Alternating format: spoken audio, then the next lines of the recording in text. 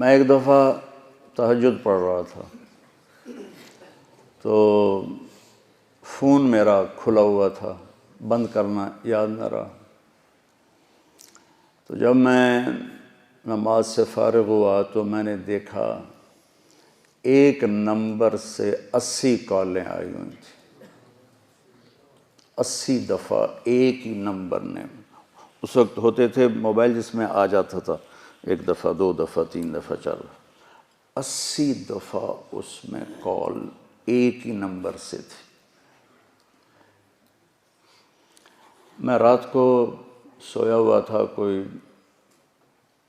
1 اور 2 کے درمیان، سردیوں میں لمبی رات ہوتی، تو فون کھلا رہ گیا، تو گھنٹی بجی، میں گھبرا کے اٹھا، اللہ کرے خیر ہوئے، اس ویلے دا فون،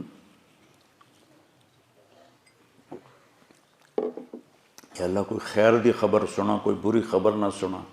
تو میں نے ایسی آدھے آنکھیں کھلی آدھے بند، میں نے کہا جی او جی پوچھنا ہے بھائی ٹائلٹ دعا پڑھ سکنے ہیں کہ نہیں۔ تو رات دے 2 بجے میں نے فون کر کے پوچھتا پہ بھائی ٹائلٹ دعا پڑھ سکنے ہیں کہ نہیں۔ یہ حدیث آج موبائل پہ فٹ آتی ہے کہ ایک دفعہ پتہ ہے سوئٹزرلینڈ میں کوئی کسی کو ڈائریکٹ کال نہیں کرتا ہے، پہلے میسج کرتا ہے، میں آپ کو کال کر سکتا ہوں۔ وہ اگر یس کرے گا تو پھر یہ کال کرے گا، ورنہ نہیں کرے گا۔ اور یہاں ایک تو گھنٹیاں گانے کی ہیں، اور بھول گیا بیچارہ نماز میں تو لگا ہوا، مسجد نبوی میں نماز پڑھتے میں ایک آدمی کا فون بجنے لگا، اس کی ٹون لگی ہوئی، میں کہا اس کو کون سمجھائے۔ تو آج فون اس کا مصداق ہے کہ کم از کم مصروف آدمی کو ایسے تنگ نہ کرو، پہلے اجازت لو، اجازت نہ ملے تو برا نہ مناؤ۔ اب چونکہ میں پورا سال بیمار رہا ہوں، بہت تکلیف میں، اللہ نے کاٹی ہے، اللہ اپنے فضل سے باقی رکھے، میسج آتے ہیں، میں نہیں اٹینڈ کرتا ہوں، نہ کر سکتا ہوں۔ تو ابھی کل کی بات ہے کہ پرسوں کی ایک میسج آ رہا تھا مسلسل، میں ڈیلیٹ کر دیتا تھا۔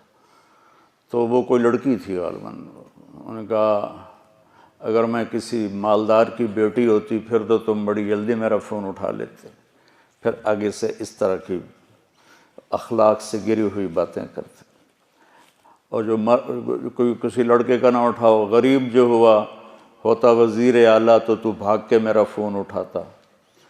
بھئی اگلا کس مشکل میں ہے، کس مصیبت میں ہے۔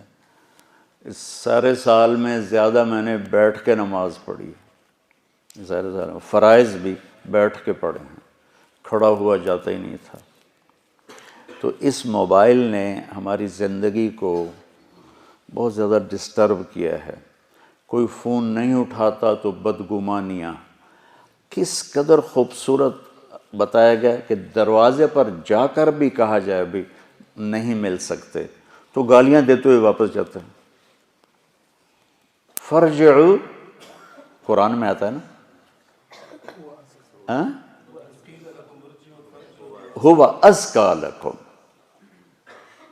لیکن یہ وہ ابواب ہیں۔ اب ان کی شرح دیکھنا، اس کی شرح ہے نا، وہ کیا نام ہے، تحفۃ الاحوذی، اسی کی شرح ہے ترمذی کی، کہ کتنا خوبصورت زندگی گزارنے کا ادب بتایا جا رہا ہے کہ گھر پہنچ کر بھی اگر وہ کہے میں نہیں ملتا تو ٹھیک ہے، بہت اچھی، پھر مل لیں گے۔ تو یہ استئذان کا آج کا زیادہ مصداق یہ ٹیلی فون ہے۔ کسی کو تنگ مت کرو۔ وہ ایک میسج آیا تھا، یا میرا فون اٹھاؤ یا اپنا نمبر تبدیل کرو۔ تو بیٹا کسی کے لیے دکھ نہ بنو، اور خاص طور پر ایک بات کی نصیحت کرتا ہوں، غور سے سننا۔ تم گھر میں ہو، ماں کے سامنے بیٹھے ہو، ٹیلی فون بج جاتا ہے، مت سنو، یہ ماں کی توہین ہے۔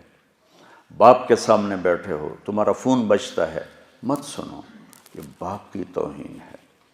بیوی کے سامنے بیٹھے ہو، تمہارا فون بجتا ہے، مت سنو، یہ بیوی کو دل توڑنے والی بات۔ بیوی کا فون بجتا ہے، وہ خاوند کے سامنے بیٹھی ہے، مت سنیں، یہ خاوند کا دل خراب ہوگا، اس نے ہماری فیملی لائف برباد کر دی ہے۔